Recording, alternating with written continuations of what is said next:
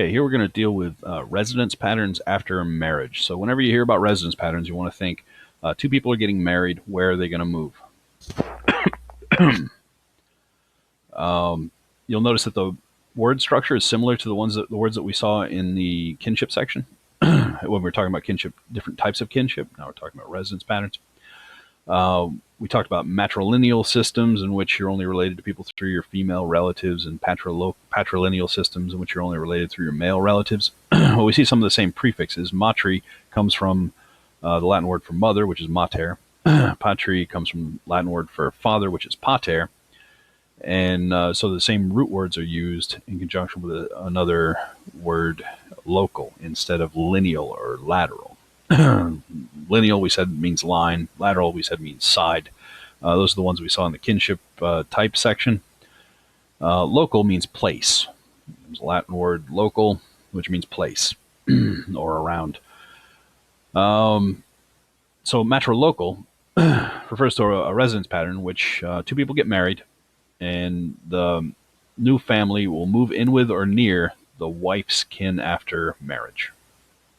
Right. So in matrilocality, which is a different form of the word, in matrilocality, you have a system where two people get married and the man is expected to move in with or near the wife's kin.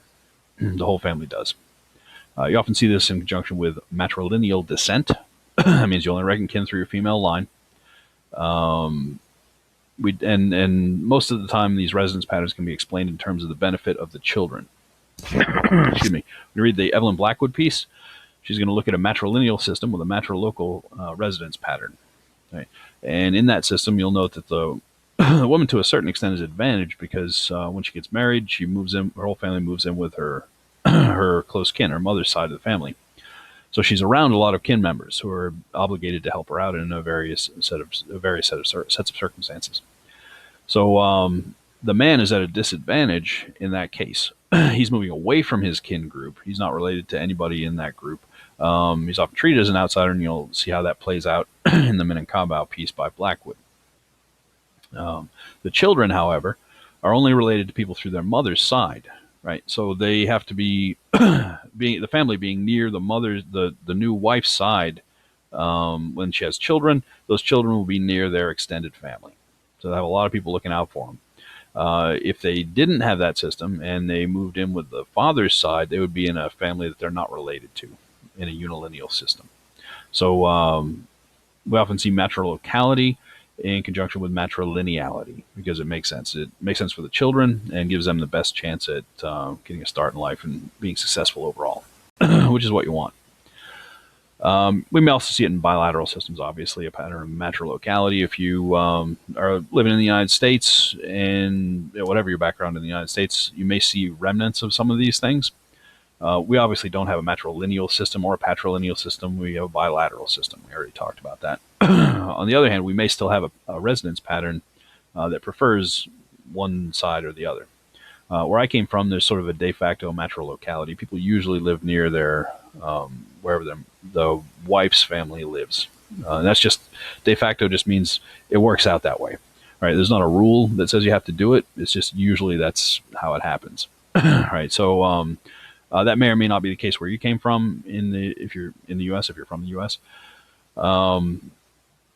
But usually we see matrilocality as an explicit rule in matrilineal systems, and it's for the benefit of the children. Man's disadvantage, he's not near his kin, woman's near her kin.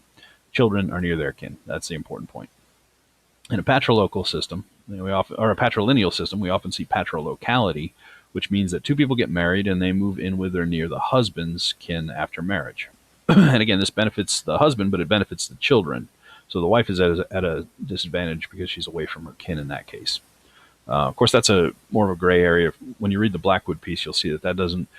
Some advantages aren't always complete advantages, right? A lot of times the women felt more controlled by their mothers than by their husbands in the Blackwood reading, and so they were actually avoiding this. They could go and live with their kin, but they'd have to move into their mother's house, and that created a whole bunch of other problems for them. So they found it easier to basically do what they wanted to with their husband trying to tell them what to do than with their mother trying to tell them what to do. So that was an interesting dynamic that was going on in that piece. So it's not always as clear cut as it seems. She also talked. She also did talk about the man's role, and pretty much he derived no benefit from being there. He wanted to be near his kin. The women sometimes did not, though, which was interesting. All right, so matrolocality and patrolocality are circumstances. Two people get married and they move in with or near one or the other's families. Matrolocality in with the wife's family, patrolocality in with the husband's family. You see them associated with the appropriate unilineal system. The next thing. We got three more of these. Ambilocal, which you could probably guess from the first part of the word. Ambi, again from ambivalent, ambidextrous, ambi meaning both or either. In this case, it's attached to a local instead of a lineal. You don't choose which side you're related to, but you choose which side you want to move in with. Right. So ambilocality, two people get married and they move in with or near whichever side is more advantageous in the system they're in. And you will not probably see this in a unilineal system of any sort. Right. It wouldn't make sense to be able to choose in a unilineal system. We may see it with double descent, or ambilineal descent, or with bilateral descent. And Jim Atchison, if and when you read that one, points out a situation where they have bilateral descent. They're in the United States, they're in the state of Maine, which is part of the United States, and they have an ambilocal residence pattern, and they choose based on economic circumstances. Right. And usually there's a preference for living near some relatives somewhere. But even if there's not, there's the next one, which is the next term in the list, which is neolocal. Neolocal patterns. This is probably the most common in the United States. This is a circumstance where two people get married and they form a new household. And in the United States, that's generally driven by economics. They get a job somewhere and the family moves there, right? So that neo means new, and in conjunction with local means new place. So two people get married, they move to a new location that's not necessarily near either one's family members. Avunculocality is the last one on the list, and that's the most complex one. It's not really that complex, but it's a little bit less straightforward than the others. In that situation, new family, two people get married, they move in with or near the husband's mother's brother. Right, so the maternal uncle of the husband. Now, why would they do that? That's what this means, by the way. The term avuncular is an adjective, means like an uncle. You might have heard that term before. You certainly heard the term uncle. All comes from the same root word initially. And so avunculocal has to do with moving in with your uncle. Specifically, the husband's mother's brother, husband's maternal uncle. So why does this happen? It happens frequently enough in the ethnographic record that we have to have a term for it. And it happens in cases where you have matrilineal kinship. So anyone is only related to anybody else through a female relative. And you have a patriarchal system. Now, when you see archy on the end, it has to do with power. So patriarchy is when men have more power than women. So when men have the power to choose where they want to live in a matrilineal system, they move in with someone that they're related to, right? Because that's going to benefit them.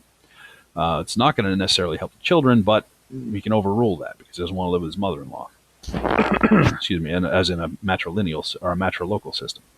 So overrules the matrilocality in favor of avunculocality. Why doesn't he move in with his father? Well, if it's a matrilineal system, he's not related to his father. So that would be moving in with a family that doesn't have any responsibility toward him whatsoever. So it wouldn't be any different from moving in with his mother-in-law. Actually, it'd probably be worse. So where's he going to move in? He's going to move in with his mother, theoretically, but his mother is not going to be one of the higher status people in the group because it's a patriarchal group. So the highest ranking male that he's closely related to is probably going to be his maternal uncle, his mother's brother. Right. So that's how avunculocality works. And again, it comes up frequently enough in the ethnographic record that they came up with a term for it, avunculocal residence. All right, that's it on avunculocal. Next set of lectures, we'll talk about marriage and family.